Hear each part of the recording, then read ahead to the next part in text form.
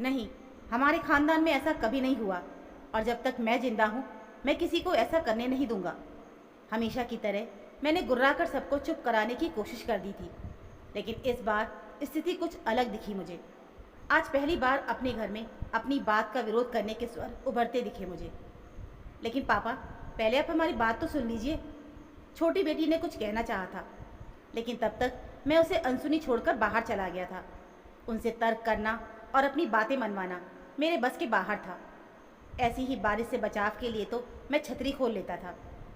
विचारों का आदान प्रदान और पारस्परिक विचार विमर्श से घरेलू राय बनाना हमारे खानदान के विरुद्ध था। माँ, आप पापा से कुछ कहती क्यों नहीं? देखिए कितनी तानाशाही है पापा की। निकलते समय छोटी बेटी का आक्रोशित स्वर मेरे कानों में पड़ गया था। माँ, आकृति क्या कहती है? शादी के बाद ही जब आकृति ने नौकरी करने की इच्छा जाहिर की थी, तब मैंने खानदान की इज्जत दुहाई देकर उसे घर के चार दीवारी में रहने को विवश कर दिया था। कुछ महीनों के बाद जब उसने फिर से घर पर ही मोहल्ले के कुछ बच्चों को ट्यूशन पढ़ाने की बात कही, तब तो मैं आग बबूला ही हो गया था। यही कसर रह गई है खानदान की इज्जत डुबोने के लिए।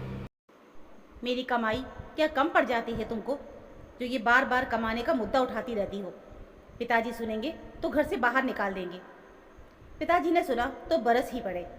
अपनी घरवाली को अच्छी तरह से समझा दे, इस खानदान के मर्द अपनी कमाई का खाते हैं और खिलाते हैं, औरत की कमाई हाथ नहीं लगाते। इसके बाद फिर कभी आकृति ने अपनी कोई इच्छा जाहिर नहीं की थी। मैं अब बहुत प्रसन्न था। शायद मेरे अहम को संतुष्टि मिल गई थी, क्योंकि शादी के बाद से ही मेरे दिल के किसी कोने में ये कटु सत्य हमेशा दस्तक देता रहता था कि मेरी पत्नी आकृति मुझसे ज़्यादा पढ़ी लिखी और समझदार है। ये बात मुझ में हीन भावना भर देती थी। अगर वो मोहल्ले के बच्चों को ट्यूशन पढ़ाने लग जाती तो निसंदेह पूरे मोहल्ले में उसका गुणगान गूंजने लगता। लोग मुझसे तुलना करने लगते और मुझे कमतर आंकते, उसकी तारीफ करते रहते। ये सब मेरे लिए असह्य हो जाता। पुरुष अपना वर्चस्व सदैव कायम रखना चाहता है। नारी को तन से मन से असहाय करने की उसकी मुहिम प्रतिपल जारी रहती है। फिर तो जब भी आकृति की मांगों या ख्वाहिशों की बारिश तेज होती, जो मेरी संकीर्ण सोच या सामर्थ्य के परे होती, मैं खानदान रूपी छतरी की शरण में चला जाता और उसे चुप करा देता। एक बार उसके मायके की एक शादी में जब उसने बारात जाने और नृत्य करने की बात बताई, तब मैं उखड़ गया था। तुम्हारे मायके का खानदान को तो पता नहीं, परंतु तुम ये मत भूलना कि हमारे खानदान की बहुएं सड़क पर नहीं नाचती हैं। आइंदा इस तरह के ओछे विचार मत लाना। आकृति और उसकी बहन का मुंह उतर गया था। आकृति ने कुछ नहीं कहा था, लेकिन फिर वो शादी में गई ही नहीं, क्योंकि उसके मायके में तो बारात जाना और नृत्य करना बड़े सम्मान की बात मानी जाती थी। मगर वो जाती और नृत्य करने से ये कहकर इनकार कर देती कि उसके ससुराल में ऐसा करने की मनाही है, तो उसकी ससुराल की इज्जत सबकी नज़रों में कम हो जाती। अतः उसने न जाना ही श्रेष्ठकर समझा। मैं जानता था आकृति बहुत धैर्यवान और समझदार है, मेरे विरुद्ध नहीं जाएगी। मेरे विरुद्ध जाना मतलब पूरे खानदान के विरुद्ध जाना हो जाता। आकृति ने अपने आप को पूरी तरह से घर गृहस्थी और दोनों बेटियों पायल और काजल के पालन पोषण, शिक्षा दीक्षा के कर्तव्य निर्वहन में समर्पित कर दिया था। आकृति की मेहनत का परिणाम था कि पायल और काजल पढ़ाई में हमेशा अव्वल आती रही। मुझसे तो दोनों बेटियों की बोलचाल बहुत कम ही होती थी। हमारे खानदान में पिता लोग बच्चों के साथ, खासकर पुत्रियों के साथ एक दूरी बनाए रखते थे। ज़्यादा बातचीत, हंसी मजाक नहीं करते थे। मेरे पिताजी तो हमेशा ताना ही देते रहते थे, खानदान को आगे बढ़ाने वाला कोई वारिस नहीं दिया, इन लड़कियों का मैं क्या करूं? दोनों पुत्रियों के जन्म के बाद से तो आकृति के पिताजी से तो बातचीत ही बंद हो गई थी। दो बेटियों का असहाय पिता, मैं शर्म और ग्लानि के बोझ तले प्रतिदिन दबता जाता था। जिसकी सिर्फ बेटियां हो और बेटा ना हो, ऐसा पिता कितना अभागा होता है। वंश आगे न बढ़ा पाने का पाप मुझे खाया जाता था, और यही आत्मग्लानि मुझे दोनों बेटियों से, उनके अव्वल आने से, उनकी उपलब्धियों से कोसों दूर कर देती थी। उन्हें देख हमेशा मेरे दिल से आ ही निकलती थी, काश इनकी जगह मेरे दो बेटे होते। शायद मेरी बेटियां उनके प्रति मेरे उल्हानापूर्ण बर्ताव को बखूबी महसूस करती थी। वैसे भी बेटियों की प्रतिभा वृद्धि में आकृति का ही एक तरफा योगदान था। दोनों बेटियां भी माँ से ही हिली मिली थी। हर सलाह वो माँ से ही लेती थी, हर जिज्ञासा का समाधान माँ से ही करवाती थी। ये बात भी मुझे बहुत चुभती थी। मेरी ही बेटियाँ मुझसे डरकर रहती थी, संकोच करती थी, मुझे आते देखकर उठकर दूसरे कमरे में चली जाती थी। पर शायद मैं भी यही चाहता था मैंने भी कभी उनके पास आने की, उनके दिल की हिस्सेदारी करने की कोशिश ही नहीं की थी, बल्कि उन्हें और उनकी माँ को कमतर साबित करने के सुअवसर तलाशने में ही लगा रहता था। इसलिए आज जैसे ही आकृति ने बड़ी बेटी को बाहर हॉस्टल में रखकर पढ़ाने की बात उठाई तो मैं तिलमिला गया। आकृति, तुमको हर बार याद दिलाना पड़ता है कि इस खानदान की ये रीत नहीं है। लड़कियों को ज़्यादा पढ़ाना लिखाना, वो भी बाहर भेजकर, अनुचित है। अब उनकी उम्र है शादी करके घर गृहस्थी बसाने की। शादी के बाद जो करना हो पति से पूछकर करती रहना।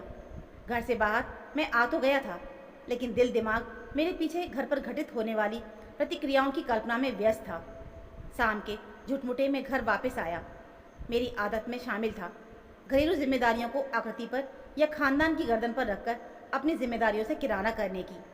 यही सोचकर आज भी घर में प्रविष्ट हुआ था कि दोनों बेटियों की उभरती ख्वाहिशों को आकृति ने तब तक शांत कर दिया होगा और अब घर में मेरे अनुकूल वातावरण निर्मित हो गया होगा।